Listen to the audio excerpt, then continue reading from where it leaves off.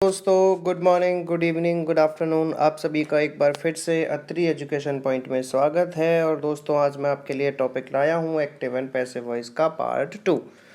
अगर आप में से किसी ने भी पार्ट 1 को नहीं देखा है तो मैं आपको बता देता हूँ, पार्ट 1 देखना बहुत ज़रूरी है। उसमें आपको सारे फॉर्म सब स्ट्रक्चर दिए गए हैं, उसमें आपको पूरा टॉपिक का बेसिक डिटेल दिया हुआ है। आप एक्टिव से पैसिव कैसे चेंज करते हैं, इसकी पूरी डिटेल आपको एक्टिव पैसिव वॉइस पार्ट 1 में दी हुई है।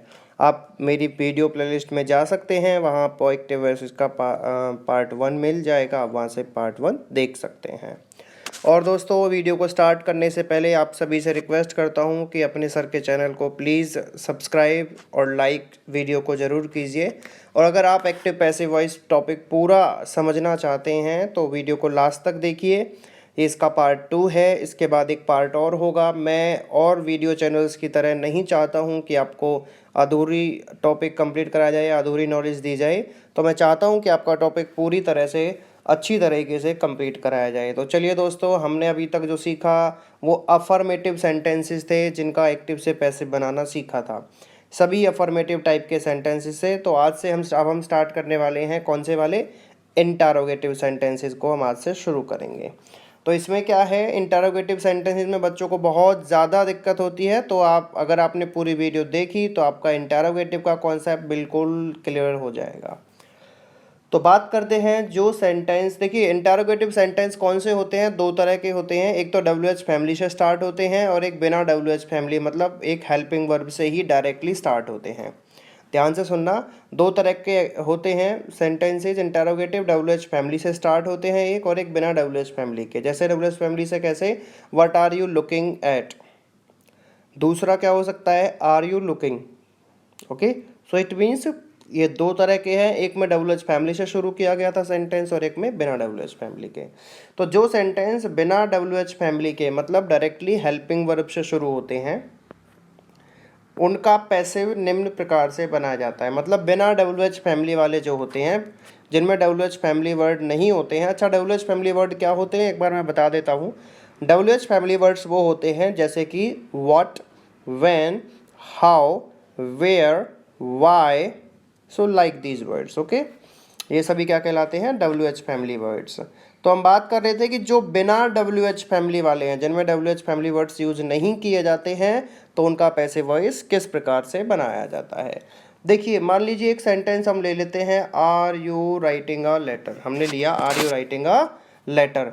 तो अभी क्या है, हमें इसका पैसिव वॉइस बनाना है। ठीक है, तो इसके लिए मैंने कुछ स्टेप्स बनाए हैं। स्टेप 1 में क्या किया गया है, ऊपर दिए गए सेंटेंस को अफर्मेटिव में बदलें। मतलब जो आपको ये इंटरोगेटिव सेंटेंस दिया गया है, ये वाला जो दिया गया है, इसको आपने किस में चेंज करना है, अफर्मेटिव। अफर्मेटिव का मतलब सिंपल सेंटेंस में। जैसे कि are you writing a letter का मतलब मैंने सिंपल में क्या लिख दिया, you are writing a letter. मैंने ऊपर वाले सेंटेंस को नीचे वाले सेंटेंस में बदल दिया, मतलब इंटरोगेटिव को सिंपल बना लिया। अब सिंपल बनाने के बाद स्टेप 2 क्या है, स्टेप 2 है इसके बाद जनरल रूल्स के अनुसार पैसिव में बदलें। मतलब जैसे हम अफर्मेटिव सेंटेंसेस को अब तक बदलते आए हैं, जब तक बदलते आ रहे हैं, पिछली वीडियो में हमने चेंज किया है। जिन्होंने नहीं देखी, एक बार फिर से कहता हूँ, आप उसे देख लीजिए। और दोस्तों, प्लीज़ सब्सक्राइब जरूर कर दीजिएगा सर के चैनल को। तो क्या किया हमने, you are writing a letter, ये सेंटेंस आपको दिया गया है। इसके बाद क्या है, हमने इंटरोगेटिव को सिंपल में बदल लिया था। सिंपल के बाद अब हम इस सिंपल के हिसाब से इसको चेंज करेंगे, जैसे पिछली वीडियो में किया था। सिंपल से कैसे बदलेगा, ये ऑब्जेक्ट है, ऑब्जेक्ट को स्टार्टिंग में लिया, ये इसकी हेल्पिंग वर्ब है, अ लेटर इज, और जिनमें ING होता है, मतलब जो कॉन्टिन्यूअस होते हैं, उनमें क्या लगाया जाता है, बीइंग। क्या लगाया जाता है, बीइंग। और आपको ये पता ही है कि वर्ब की थर्ड फॉर्म तो हम हमेशा यूज़ करते हैं। तो थर्ड फॉर्म हमने यूज़ कर दिया, रिटर्न।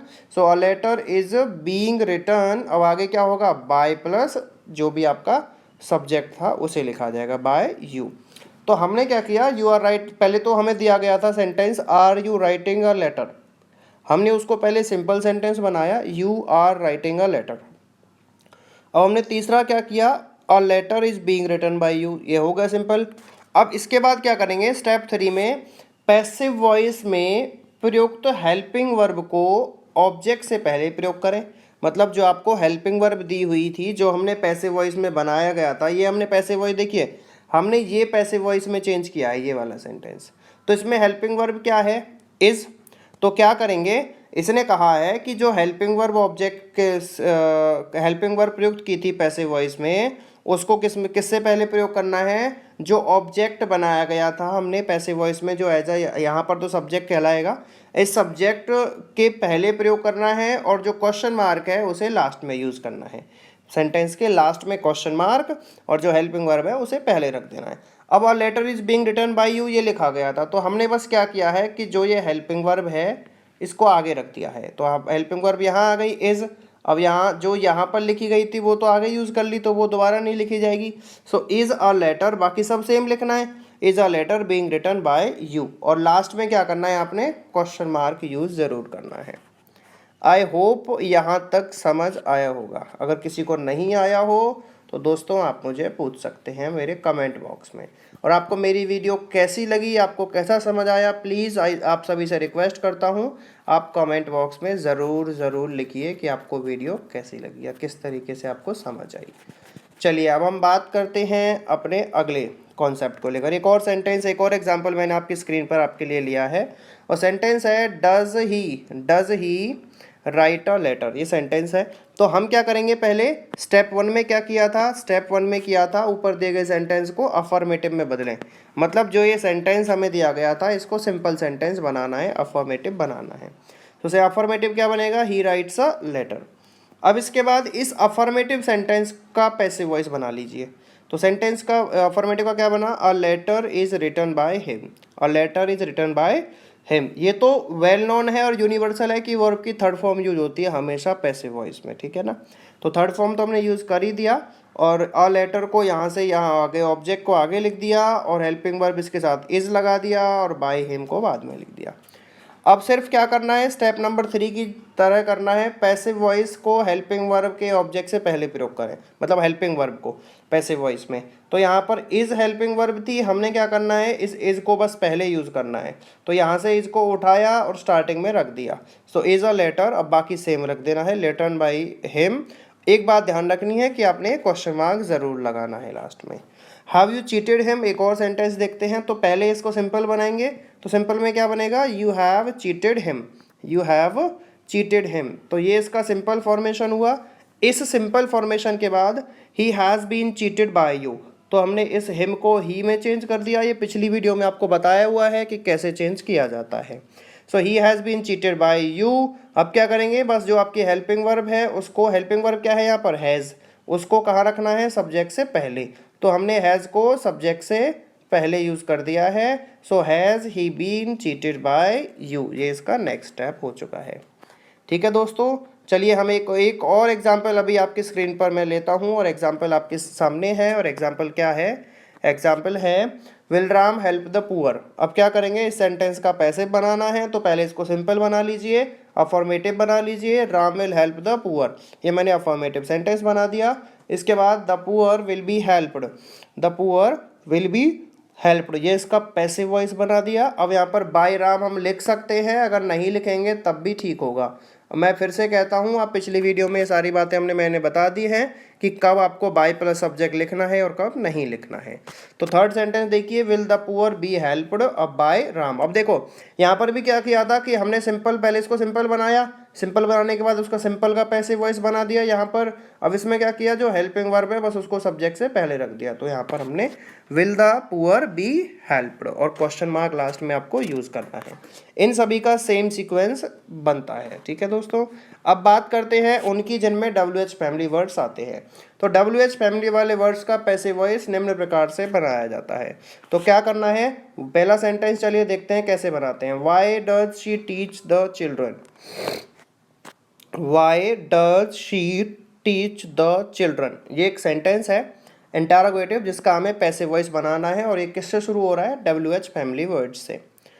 तो अभी क्या करेंगे, स्टेप 1 में, स्टेप 1 कहता है WH फैमिली वर्ड को छिपा दें और वाक्य को अफर्मेटिव बना लें। मतलब इस WH फैमिली वर्ड को जो लिखा गया था वाई, इसको आप हाइड कर दीजिए, मतलब इसको यहाँ से सेंटेंस से हटा दीजिए।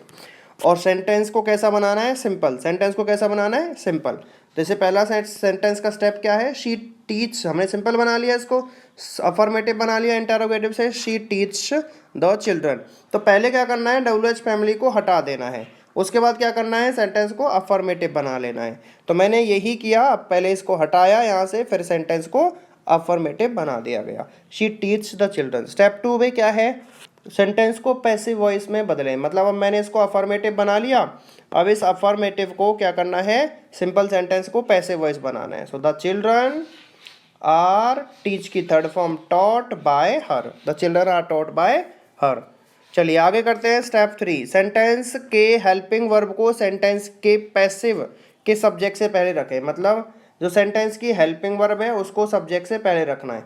जैसे यहाँ पर द चिल्ड्रन है, ये सब्जेक्ट बन जाएगा क्योंकि इसके अकॉर्डिंग ही वर्ब यूज कर रहे हैं। तो आगे इससे पहले इस आर को बस हेल्पिंग वर्ब से पहले रख देना है।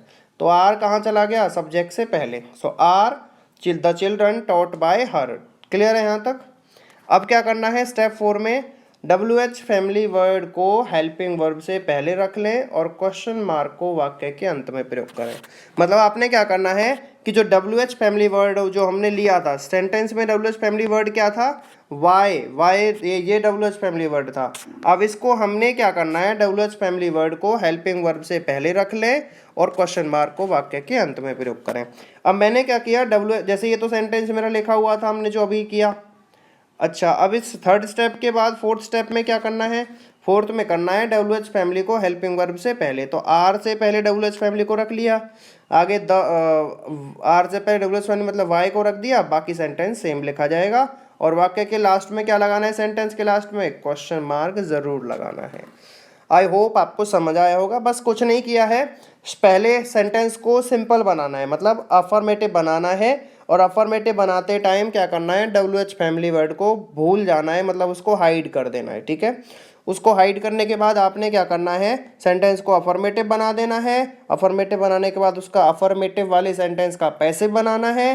पैसिव बनाते टाइम तीसरे स्टेप में क्या करना है, हेल्पिंग वर्ब को जो उसका पैसिव वॉइस का सब्जेक्ट बनाया था हमने उससे पहले रख दीजिए।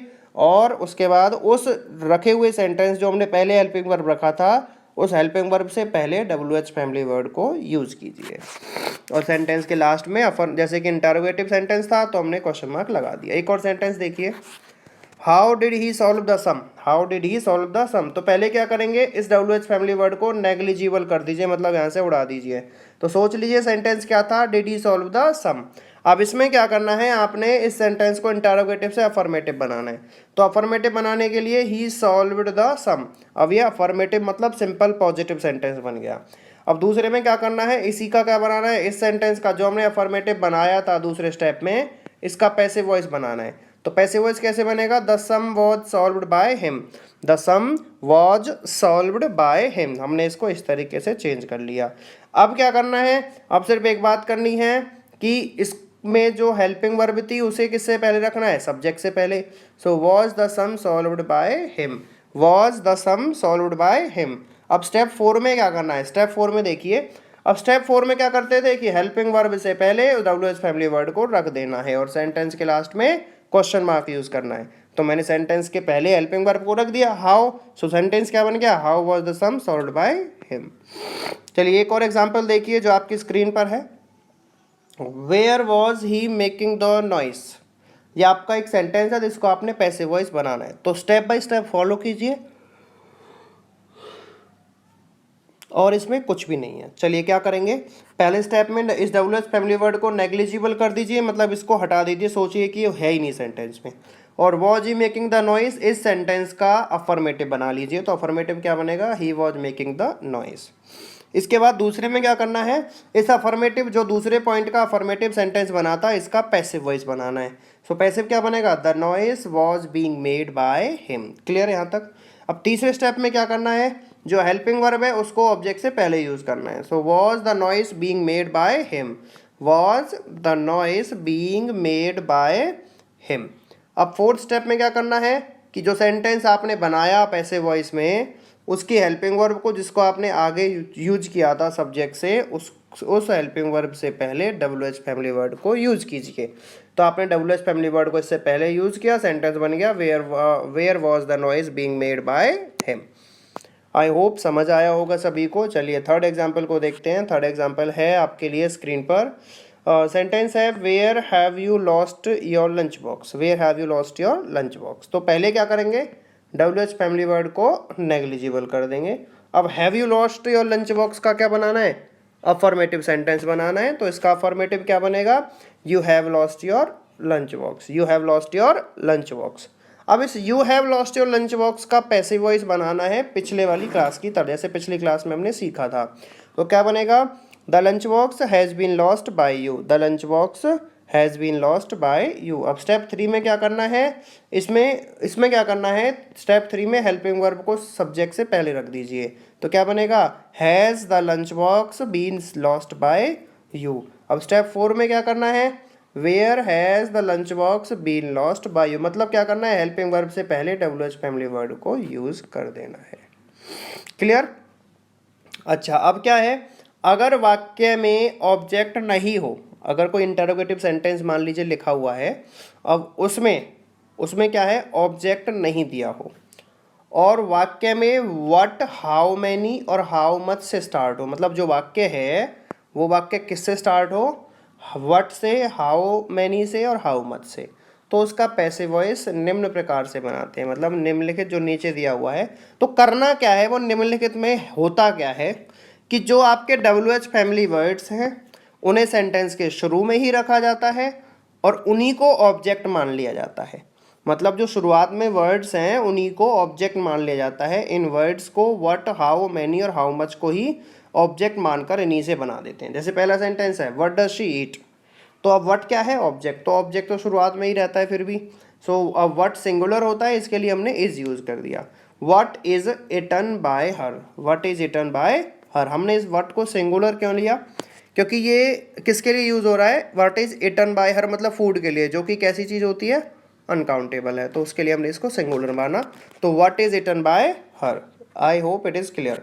सेकंड है व्हाट हैज़ ही डन। तो यहाँ पर भी क्या है, व्हाट हैज़ ही डन। तो सेंटेंस में आपने देखा हो तो व्हाट ही ऑब्जेक्ट माना था हमने, अब यहाँ पर हैज़ ही डन लिखा हुआ है तो व्हाट को तो आगे ही रखा जाएगा, इसके साथ हैज़। अब हैज़ प्लस V3 मतलब परफेक्ट टेंस में क्या यूज़ करते थे, बस बीन यूज़ करते थे, तो वो बीन हमने यहाँ यूज़ करना है। So what has been done by him. Next sentence देखिए, how many books do you read.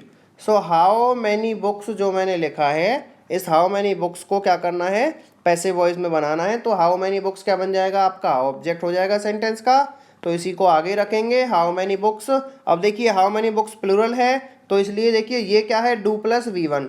Do plus V1 मतलब क्या है, प्रेजेंट इंडेफिनिट। तो उसका जब पैसिव बनाते तो क्या होता है, इज MR के साथ third form. So how many books are read by you, how many books are read by you. I hope यहाँ तक सभी को समझ आया होगा। चलिए अब हम बात करते हैं नेक्स्ट वाले कॉन्सेप्ट की। नेक्स्ट में क्या दिया हुआ है आपको, नेक्स्ट में देखिए, अब देखिए WH फैमिली बाकी तो हम कर चुके हैं, अब रह गया है बाय हुम और हु वाला सेंटेंस। बाय हुम और हु दोनों का प्रयोग होता है अब पैसिव वॉइस, मतलब पहले मतलब जनरली ठीक है, अगर आप पैसिव वॉइस बना रहे हैं तो बाय हुम भी लिख सकते हैं और हु लिखकर बाय लास्ट में भी प्रयोग हो सकता है।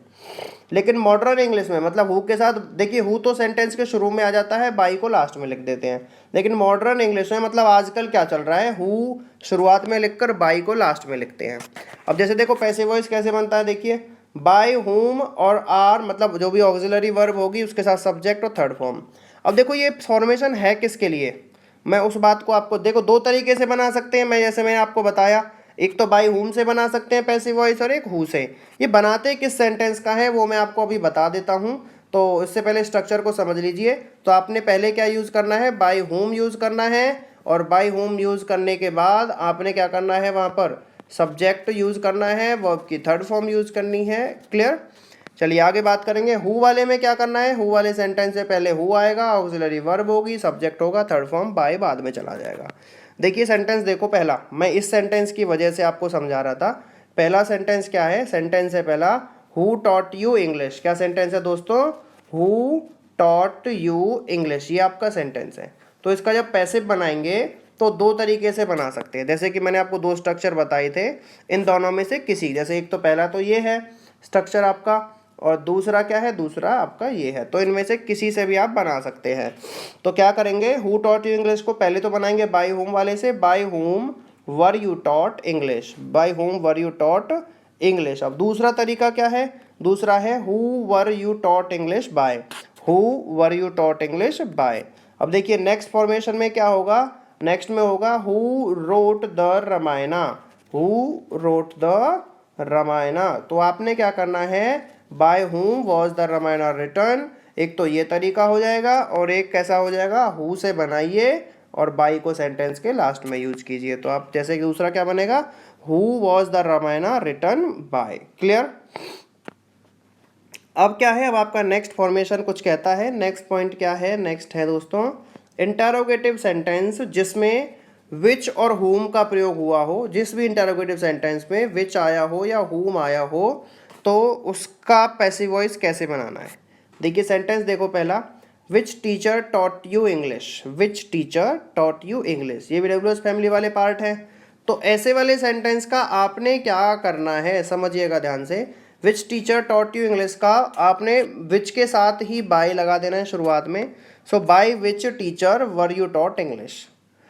अब इसमें भी वही है कि या तो बाय विच से बना दीजिए एज इट इज, या फिर विच को शुरू में रखकर बाय को लास्ट में लगा देते हैं। So by which teacher were you taught English और by which teacher were you taught English by. तो मतलब WH फैमिली वाले में अगर बाय लगाना हो तो बाय को WH फैमिली के साथ भी यूज़ कर सकते हैं और सेंटेंस के लास्ट में भी यूज़ कर सकते हैं। चलिए अब बात करते हैं नेक्स्ट वाले सेंटेंस की। नेक्स्ट है whom did you laugh at, whom did you laugh at। तो क्या करना है, सेंटेंस बनेगा who was laughed at by you। एक बात ध्यान रखना, अगर कोई आपको वर्ब दी हुई है तो उस वर्ब के साथ प्रयोग जो है, जो भी आपको प्रेपोजिशन दी हुई है एक्टिव वॉइस में, पैसिव वॉइस में, उस प्रेपोजिशन को जो कहते हो साथ में प्रयोग करना है। एक बार दोबारा से रिपीट करता हूँ, मान लीजिए आपको एक्टिव वॉइस में किसी वर्ब के साथ कोई प्रीपोजिशन दी हुई है तो आपने पैसिव वॉइस में भी उस प्रीपोजिशन को उस वर्ब के साथ यूज करना है। ऊपर लाफ एट दिया हुआ था तो लाफ वर्ब के साथ एट दिया हुआ था तो वो साथ में ही रहेगा। तो सेंटेंस क्या बना, who was laughed at by you, तो एट भी जरूर प्रयोग होगा। अगला सेंटेंस है whom did you talk to, whom did you talk to। तो इस सेंटेंस में भी क्या होगा, बाय को लास्ट में ले जा सकते हैं। So who was talked to by you, देखिए टू लगाए हुआ था प्रीपोजिशन तो साथ में उसको भी रख दिया हमने, who was talked to by you. Is that clear. Sentence है अगला, which man abused her, which man abused her. So which man was she abused by, एक तो ये है और दूसरा क्या होगा, by which man was she abused. तो यहाँ पर बाय दोबारा नहीं आएगा, मिस्टेक है, गलती से लिख दिया गया है। So by which man was she abused. I hope यहाँ तक समझ आ रहा होगा। अब सेंटेंस का पॉइंट क्या है बच्चों, एक्टिव सेंटेंस में दी गई प्रेपोजिशन पैसिव वॉइस में भी उसी वर्ब के साथ प्रयोग होती है जो मैं अभी आपको बता रहा था। सेंटेंस देखिए पहला, द जज inquired into the matter, the जज इंक्वायर्ड इनटू द मैटर। तो पैसिव क्या बनेगा, the matter was being, the matter inquired, the matter was inquired into, into देखिए साथ में है ना वर्ब के, तो ये पैसिव वॉइस में भी सेम लगेगा। तो the matter was inquired into by the जज। नेक्स्ट है her father is looking after her. तो सेंटेंस क्या बनेगा, she is being looked after, after preposition है तो वर्ब के साथ रहेगा looked after bye her father. Look after का मतलब होता है टेक केयर करना, किसी की देखभाल करना। नेक्स्ट है बेटा वो she was searching for an answer, she was searching for an answer. तो पैसिव क्या बनेगा, an answer was being searched bye her, an answer was being searched bye हर, ये इसका नेक्स्ट पैसिव बनेगा। तो मतलब क्या है कि जो एक्टिव वॉइस में प्रेपोजिशन है उसे पैसिव वॉइस में जो कहते हो यूज किया जाएगा। अब क्या कह रहा है, अगर वाक्य में everybody, somebody, someone, anyone subject के रूप में दिया है, मतलब एक्टिव वॉइस में अगर आपको ये वर्ड दिए हुए हैं सब्जेक्ट के लिए, एवरीबडी, समबडी, समवन, एनीवन और ये दिए हुए हैं, तो उसका पैसिव वॉइस बनाते समय हम बाय प्लस सब्जेक्ट का प्रयोग नहीं करते, मतलब उन्हें पैसिव वॉइस में नहीं लिखना है। जबकि सेंटेंस देखो पहला, somebody has helped me, somebody has helped me, तो यहाँ पर I have been helped। अब इसमें एक बात का ध्यान रखना, आपने बस इसमें बाय मी नहीं लगाना है, मतलब जो भी होगा बाय somebody नहीं लगाना है। मतलब इस सेंटेंस में जैसे होगा तो सब्जेक्ट कौन है, somebody, तो पैसिव वॉइस में क्या होता है इसका, बाय प्लस सब्जेक्ट लिखते। लेकिन आपने अगर ये वर्ड ऊपर वाले दिए हुए हों तो उन्हें नहीं लिखना है। तो क्या करेंगे, I have been helped. Sentence है एवरीबडी नोज दिस, तो सेंटेंस क्या बनेगा, this is known, this is known. अब आगे टू लगा सकते हो, known to, this is known to. Clear. चलिए आगे बात करते हैं। अगर वाक्य में, अब उसी तरीके से अगर सेंटेंस में nobody, nothing, none, neither etcetera दिया हो तो पैसिव वॉइस को नेगेटिव बनाया जाता है। मतलब अगर ये सेंटेंस के सब्जेक्ट हैं नोबडी, नथिंग, नन, नाइदर, तो क्या करेंगे, जब उसका पैसिव वॉइस बनाएंगे तो इन्हें यूज नहीं करना है। बस सेंटेंस को कैसा बनाना है, पैसिव वॉइस में नेगेटिव, मतलब उसमें नॉट जोड़ देना है, इन्हें नहीं लिखना है।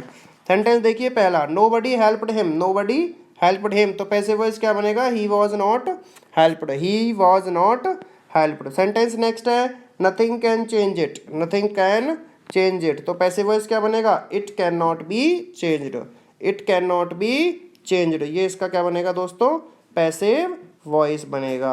आप याद रखना ये नेगेटिव वर्ड से अगर सब्जेक्ट हो कोई भी तो पैसिव वॉइस को नेगेटिव बना देना है, लेकिन उन्हें बाद में नहीं लिखना है। सेंटेंस है, जब वाक्य में दो ऑब्जेक्ट दिए गए हों, ध्यान से समझना बच्चों, जब वाक्य में दो ऑब्जेक्ट दिए हों तो उनका पैसिव वॉइस निम्न प्रकार से बनता है। कभी कभी ना दो ऑब्जेक्ट वाले सेंटेंस मतलब दिए होते हैं जो थोड़े कन्फ्यूजन क्रिएट करते हैं, तो उनका कैसे बनाया जाता है समझिए ध्यान से। अब देखना वाक्य में डायरेक्ट ऑब्जेक्ट, मतलब जो दो ऑब्जेक्ट होंगे ना, तो उन्हें दोनों ऑब्जेक्ट को क्या कहा जाता है, एक को डायरेक्ट ऑब्जेक्ट कहते हैं और एक को इनडायरेक्ट ऑब्जेक्ट कहते हैं। तो वाक्य में डायरेक्ट ऑब्जेक्ट से पैसिव बनाते समय प्रीपोजिशन टू और फोर का प्रयोग करते हैं। मतलब जब आप डायरेक्ट ऑब्जेक्ट के साथ क्या बनाएंगे, एक्टिव से पैसिव। अब क्वेश्चन ये अराइज होता है कि ये डायरेक्ट ऑब्जेक्ट क्या होता है। अब मैं डायरेक्ट ऑब्जेक्ट आपको समझाता हूँ, समझना ध्यान से, इस पॉइंट को पढ़ना है, नीचे दी गई लाइन को पढ़ना है, आपको आपका आंसर मिल जाएगा। जब वाक्य में दो ऑब्जेक्ट हों तो जो भी ऑब्जेक्ट सजीव होता है, मतलब लिविंग होता है, सजीव होता है, वह इनडायरेक्ट ऑब्जेक्ट कहलाता है। मतलब ज़्यादातर क्या होता है जनरली कि वो ही जो है ना कैसा ऑब्जेक्ट होता है, हाँ जी, इनडायरेक्ट ऑब्जेक्ट होता है। और जो भी निर्जीव ऑब्जेक्ट होता है वह डायरेक्ट ऑब्जेक्ट होता है। अब ऐसा होता है कभी कभी दोनों ही डायरेक्ट, दोनों ही जो ना लिविंग बीइंग हो, तो अगर दोनों लिविंग बीइंग होंगे तो पहले वाला जो लिविंग बीइंग होगा वो कैसा होगा, पहले वाला लिविंग बीइंग इनडायरेक्ट और दूसरे वाला डायरेक्ट। मतलब अब देखिए, अब यहाँ पर अगर एक लिविंग है और एक नॉन लिविंग है तो लिविंग वाला इनडायरेक्ट है और नॉन लिविंग वाला डायरेक्ट है, तो हम पैसिव वॉइस दोनों ही ऑब्जेक्ट से बना सकते हैं। मतलब आप डायरेक्ट ऑब्जेक्ट को भी पहले यूज कर सकते हो और इनडायरेक्ट को भी पहले यूज कर सकते हो। देखिए, he gave me a book, ये सेंटेंस है, तो इसमें लिविंग कौन सा है, मी, तो मी कौन सा ऑब्जेक्ट हुआ, इनडायरेक्ट ऑब्जेक्ट हो गया। अब ए बुक कैसा है, निर्जीव है, तो कैसा रहेगा ये हो जाएगा डायरेक्ट ऑब्जेक्ट। आई होप समझ आया होगा आपको। चलिए आगे देखते हैं। अ book was given me by him, तो इसका पैसिव वॉइस दोनों तरीके से बना सकते हो। अब देखिए मैंने यहाँ पर बनाया है डायरेक्ट ऑब्जेक्ट को लेकर, सो डायरेक्ट ऑब्जेक्ट में क्या करेंगे, a book was given to me by him. जैसा कि मैंने आपको बताया था कि जब आप डायरेक्ट ऑब्जेक्ट से पैसिव बनाते हैं तो उसमें क्या करते हैं, प्रीपोजिशन टू का भी और फोर का भी यूज़ करते हैं, तो वैसा ही हमने यहाँ पर किया हुआ है। सो पैसिव क्या बनेगा, a book was given to me by him. अब अगला देखिए, और एक और तरीके से बना सकते हैं ऊपर वाले सेंटेंस को ही, I was given a book by her, I was given a book by her. आपकी स्क्रीन पर सेंटेंस दिया हुआ है, ठीक है दोस्तों। सो आप इसे ऐसे भी बना सकते हैं। चलिए अब हम बात करते हैं नेक्स्ट सेंटेंस की, ही सर्व्ड मी फूड, ही सर्व्ड मी फूड, तो इसका ही सर्व्ड मी फूड में क्या है, मी क्या हो गया डायरेक्ट, इनडायरेक्ट ऑब्जेक्ट, और फूड क्या है डायरेक्ट, तो दोनों से बना सकते हैं। जब डायरेक्ट बनाओगे तो टू या फोर लगाना होगा। So food was served to me by him, food was served to me by him. अभी दूसरे वाले में क्या करेंगे, I was served food by him. तो जब इनडायरेक्ट से बनाओगे तो टू या फोर नहीं लगाना होता है, लेकिन जब डायरेक्ट से बनाओगे तो टू या फोर आपने यूज़ करना होता है। तो मेरे प्रिय दोस्तों, मेरे प्यारे यारे प्यारे दोस्तों, सभी से मैं एक रिक्वेस्ट करता हूं कि अगर आपको मेरी वीडियो पसंद आई है तो कमेंट बॉक्स में ज़रूर लिखिए कि सर पसंद आई है, या जो नहीं आई है तो भी लिख सकते हैं। और प्लीज़ मेरे चैनल को ज़रूर सब्सक्राइब कीजिए। अगर किसी को कोई भी दिक्कत होती है तो मैं अपना कॉन्टैक्ट नंबर लिख रहा हूँ स्क्रीन पर, आप इस नंबर पर कॉल करके अपना कोई भी डाउट या व्हाट्सएप पे अपना डाउट मुझे पूछ सकते हैं। सो मेरी वीडियो को देखने के लिए thank you so much, thank you so much for watching my video. Good bye.